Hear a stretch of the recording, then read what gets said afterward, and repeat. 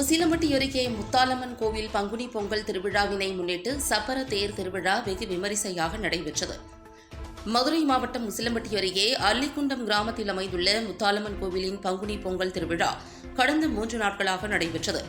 இந்த திருவிழாவின் முக்கிய நிகழ்வுகளில் ஒன்றான 2 ஆண்டுகளுக்கு ஒருமுறை நடைபெறும் சப்பர தேர் திருவிழா இன்று வெகு விமரிசையாக நடைபெற்றது.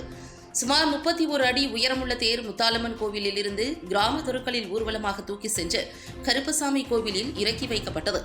இந்த தேர் திருவிழாவின் போது பக்தர்கள் முளைப்பாரி, 1000 கண்பானை, பைரவர் சிலை எடுத்தும் ஆண்கள் பெண்கள் காளி வேடம், பூதங்கள் வேடமிட்டு நேர்த்திக்கடன் செலுத்தினர்.